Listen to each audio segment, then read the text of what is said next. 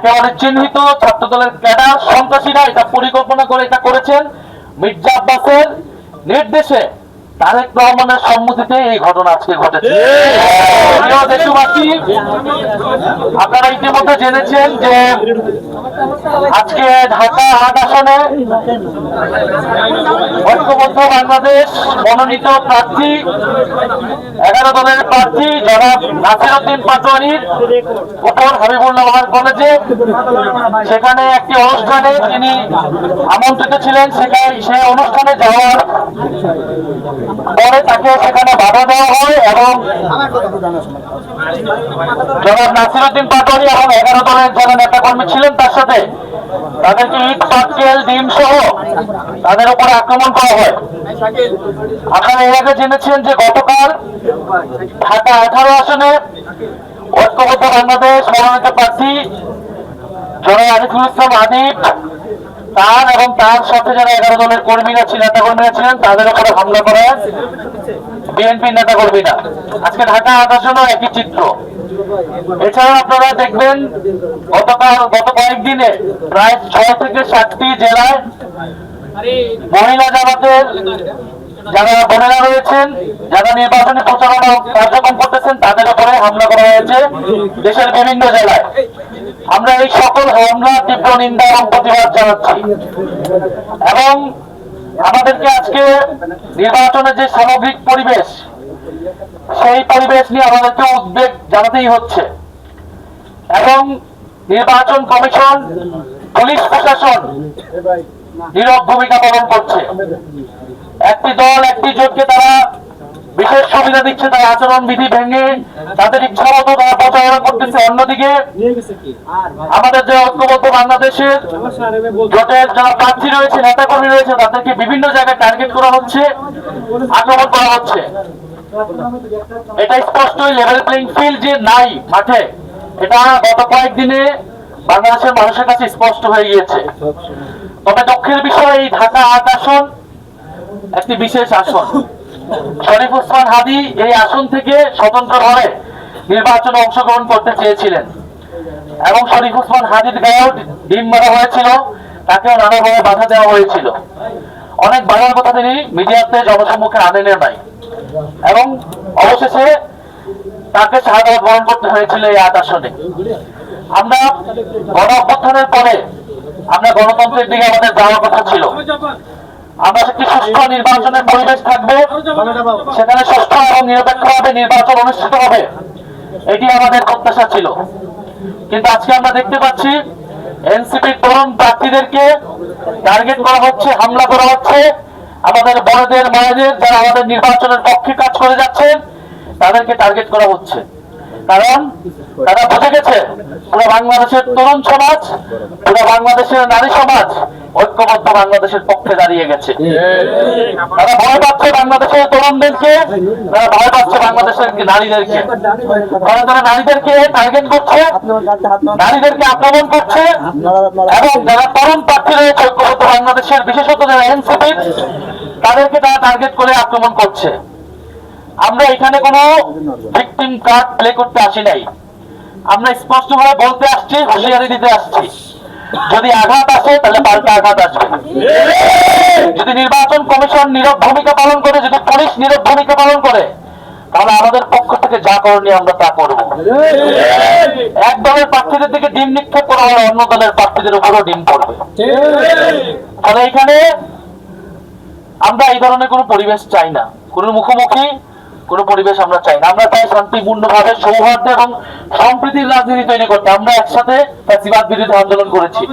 আজকে হয়তো আমরা নির্বাচন করতেছি দুইটা পক্ষ হয়ে, কিন্তু এর মানে এই না যে আওয়ামী লীগের কায়দায় তারা নির্বাচনে তাদের প্রতিদ্বন্দ্বীকে অপদস্থ করবে, হেনস্থা করবে, নির্বাচনে বাধা তৈরি করবে এবং এই সকল কিছু একটা পরিকল্পনার অংশ।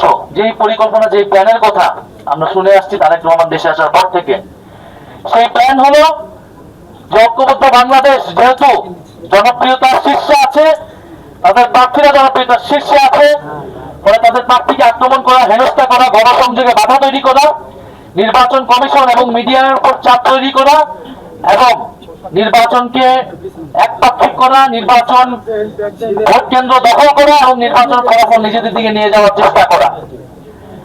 আমরা যদি সেই ধরনের কোনো প্ল্যান থেকে থাকে তাহলে 12ই ফেব্রুয়ারি সেই প্ল্যানের রফাদফা হবে এই বাংলাদেশে। আমরা আপনাদের উদ্দেশ্যে বলতে চাই, আমরা 18 সালের ইলেকশন দেখেছি। 18 সালের ইলেকশনে বিএনপির কি পরিস্থিতি হয়েছিল, আপনারা মাঠে নামতে পারেন নাই। আপনারা খালেদা জিয়ার বাড়ির সামনে থেকে বানার ট্রাক সরাইতে পারেন নাই। আমরা 24-এ দেখছি আপনারা এর আগে 28 অক্টোবর 3টা ককটেলের পরে আপনারা 3 মিনিটও মাঠে দাঁড়াইতে পারেন নাই। সরকার এবং সরকার দলীয় বাহিনীদের এই আক্রমণ আপনাদের উপর ছিল। আমরা তখন আপনাদের প্রতি সহানুভূতিশীল ছিলাম। আমরা আপনাদের পক্ষে দাঁড়িয়েছি, আমরা ভিন্ন মতের পক্ষে দাঁড়িয়েছি, বিরোধী মতের পক্ষে দাঁড়িয়েছি। কিন্তু এখন বলা হচ্ছে সমালোচনা বন্ধ করতে হবে, সমালোচনা নাকি করা যাবে না। আপনারা যদি একই আওয়ামী লীগের রাজনীতি করেন, আওয়ামী লীগের কায়দায়, সন্ত্রাসী কায়দায় আপনাদের প্রতিদ্বন্দ্বীকে ভোটের মধ্যে ঠেকাইতে চান, তাহলে আপনাদের সাথে আওয়ামী লীগের পার্থক্য কি? আপনাদের সাথে কার্যত আওয়ামী লীগের পার্থক্য, সেটা সেই পার্থক্য ধীরে ধীরে আসলে সেই পার্থক্য উঠে যাচ্ছে। আমরা দেখছি আপনাদের মঞ্চ থেকে জয় বাংলার স্লোগান হচ্ছে। আপনারা আওয়ামী লীগের ভোট চাওয়ার জন্য যা খুশি তা বলে বেড়াচ্ছেন। আপনারা যদি ভেবে থাকেন যে এভাবে আমাদের প্রার্থীদেরকে আপনারা হেনস্থা করে, বাধা তৈরি করে আপনারা নির্বাচন জিতে যাবেন, তাহলে আপনারা ভুল ভাবছেন। আপনাদের উদ্দেশ্যে এটাই বলবো যে গণ অভ্যুত্থান পরবর্তী বাংলাদেশে আমরা একটি সৌহার্দ্য, সম্প্রীতি এবং গণতান্ত্রিক পরিবেশ চেয়েছি। আমরা এখনো সেটাই চাচ্ছি।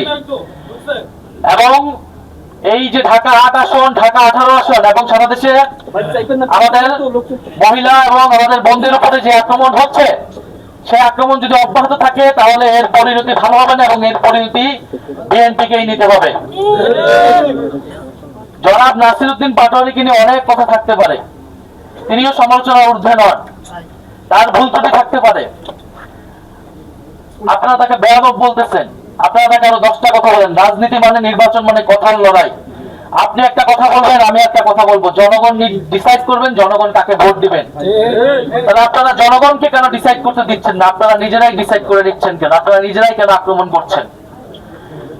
জনগণ 12ই ফেব্রুয়ারি নির্ধারণ করবে যে কে বেয়াদব আর কে গ্যাংস্টার, কে সন্ত্রাসী আর কে জনগণের পক্ষে কথা বলে যাচ্ছে। ফলে যারা জনগণের সেই মতের উপর শ্রদ্ধাশীল না, যারা নিজেদের উপর কোনো আত্মবিশ্বাস নাই, তারা প্রতিপক্ষকে ভয় পাচ্ছে এবং প্রতিপক্ষকে দমন করার চেষ্টা করছে। মির্জা আব্বাস সাহেবের প্রতি আমাদের শ্রদ্ধা আছে, উনি বর্ষিয়ান এবং অভিজ্ঞ রাজনীতিবিদ। কিন্তু রাজনীতির মাঠে আজকে আমরা এক অন্যের প্রতিদ্বন্দ্বী, কিন্তু কথা ছিল বাংলাদেশে আমরা এই প্রতিদ্বন্দ্বিতাকে শত্রুতায় পরিণত করব না। মির্জা আব্বাস সাহেবও কোনো ভুল ত্রুটি ঊর্ধ্বে না, কোনো সমালোচনা ঊর্ধ্বে না। ওনার সমালোচনা করা যাবে না, এই ঢাকা শহরে এমন কোন নিয়ম, এমন কোন আইন জারি হয় নাই। আর আমরা গণ অভ্যুত্থান করে আসা মানুষ, শেখ হাসিনাকে এই বাংলাদেশ থেকে হটাইতে পারছি। আর এই মির্জা আব্বাস, তাদের বিরুদ্ধে আমরা কথা বলতে পারবো না। সব ভয়ভীতি দিকে আমাদেরকে আটকাবে ভেবে থাকেন, এটা তিনি অত্যন্ত ভুল করছেন এবং উনি বোঝেন নাই তিনি আজকে কি অপরাধটা করে ফেলছেন। মির্জা আব্বাসের ইতিহাস আমরা জানি, আমরা ওই ঢাকা শহরে বড় হয়েছি। জিয়াউর রহমান মির্জা আব্বাসকে ডেকে একটা হুন্ডা এবং 30 টাকা দিয়ে বলছিলেন আমার সাথে রাজনীতি করো এবং ইলেকশনে কাজ করো। ওইখান থেকে তার রাজনীতির যাত্রা বিএনপির সাথে। সেই জায়গা থেকে তিনি ঢাকা শহরের সাম্রাজ্য তৈরি করছেন। এই সাম্রাজ্য কিভাবে হয়েছে এই বাংলাদেশের মানুষ জানে, ঢাকা শহরের মানুষ সেটা জানে। ওনাদের উচিত ছিল গণ অভ্যুত্থানের পরে জনগণের সামনে তাদের অতীতের সকল অপকর্মের জন্য ক্ষমা চাওয়া এবং তারপরে নতুন করে রাজনীতি শুরু করা। তারা জামাতকে অতীত নিয়ে অনেক কথা বলে, তাদের নিজেদের অতীত কিন্তু বাংলাদেশের মানুষ ভুলে নাই। 2001 থেকে 6 যে দুঃশাসন তারা তৈরি করেছে সেটা কিন্তু বাংলাদেশের মানুষ ভুলে নাই। অতীত ধরে কথা বলতে সবার অতীত ধরে কিন্তু আমরা কথা বলা শুরু করবো। ফলে মির্জা আব্বাস সাহেবের প্রতি আমাদের আহ্বান থাকবে, অনুরোধ থাকবে, আগে যা করছেন সেই আচরণ যদি পরিত্যাগ করতে না পারেন তাহলে কিন্তু এবার নির্বাচনে এটার পরিণতি ভালো হবে না। এবং বিএনপির মির্জা আব্বাস সহ এই বিভিন্ন সিনিয়র নেতৃবৃন্দ তারা গত 16 বছর আওয়ামী লীগের সাথে আপোষ করে রাজনীতি করেছেন। আপনারা দেখবেন তাদের বেশিরভাগের ব্যবসা বাণিজ্য সবকিছু আওয়ামী লীগের লোকদের সাথে সংশ্লিষ্ট। এবং তারা নিজেদের ব্যবসা বাণিজ্য অর্থ সম্পত্তি ঠিকানের লোভে, ঠিকানের কারণে, নিজেদের স্বার্থের কারণে তারা হোল হার্টেডলি কখনো রাজপথে নামে নাই, মাঠে নামে নাই। ছাত্রদল, যুবদল, বিএনপি, তৃণমূলের নেত্রীরা, নেতাকর্মীরা জীবন দেওয়ার জন্য প্রস্তুত ছিল, কিন্তু এই মির্জা আব্বাসের মতো নেতারা ঢাকা শহরে কোনো গ্রিন সিগন্যাল দেয় নাই। গণ অভ্যুত্থানের সময় তারা মির্জা আব্বাসদের জন্য অপেক্ষা করে নাই। ছাত্র শিবির, ছাত্রদল, গণ অভ্যুত্থানের বৈষম্য বিরোধী সকল নেতাকর্মীরা জনগণের জন্য রাজপথে নেমে গিয়েছিল। ফলে মির্জা আব্বাসের যে ব্যাংক ব্যালেন্স, তাদের যে ব্যবসা, তাদের যে সাম্রাজ্য, সে আওয়ামী লীগের সময় পুরোটাই ইনটেক ছিল। বেশিরভাগ বিএনপি নেতাকর্মীদের আপনি দেখবেন খুঁজলে একই জিনিস পাবেন। একমাত্র ব্যতিক্রম ছিলেন বেগম খালেদা জিয়া। এই জন্য তাকে কি অবস্থা ছিল, কারাগারে তাকে মৃত্যুর মুখে পড়তে হয়েছিল। তবে আমরা এই অতীত ধরে কথা বলতে চাই না, বলতে গেলে অনেক কথা বের হয়ে যাবে। রাজনীতির মাঠে এসেছি, সুষ্ঠু নির্বাচন চাই। শরীফ ওসমান হাদি ঢাকা 8-এর মানুষের ভোটাধিকারের জন্য, গণতন্ত্র প্রতিষ্ঠার জন্য জীবন দিয়ে গিয়েছেন। এই একই লড়াই আমরা কন্টিনিউ করতে চাই। কিন্তু আজকে যেটা হয়েছে এটা খুবই দুঃখজনক, খুবই ন্যাক্কারজনক, এবং এটা অস্বীকারের চেষ্টা আরো বেশি ন্যাক্কারজনক। হাবিবুল্লাহ কলেজে একেবারে চিহ্নিত ছাত্রদলের ক্যাডার সন্ত্রাসীরা এটা পরিকল্পনা করে এটা করেছেন। মির্জা আব্বাসের নির্দেশে, তারেক রহমানের সম্মতিতে এই ঘটনা আজকে ঘটেছে। ফলে আপনারা একদিকে ভালো ভালো কথা বলবেন স্টেজে উঠে, আরেকদিকে আপনারা বিরোধী, আপনাদের যারা বিরোধী রয়েছে, প্রতিদ্বন্দ্বী রয়েছে, তাদেরকে আপনারা দমন করবেন সন্ত্রাসী কায়দায়, আওয়ামী লীগের রাজনীতিকে পুনর্বাসন করার চেষ্টা করবেন। এইটা আমরা বাংলাদেশে হইতে দেব না। আজকে আমরা হুঁশিয়ারি দিচ্ছি নির্বাচন কমিশনের প্রতি। আমরা দেখতে চাই এটার ব্যবস্থা তারা কি নেয়, কলেজ প্রশাসন এটার কি ব্যবস্থা নেয়, এবং বিএনপি দলীয় ভাবে এটার কি ব্যবস্থা নেয়। এরপরে বাকি জবাব আমরা রাজপথে দিব, আমরা 12ই ফেব্রুয়ারি ইলেকশনে দিব।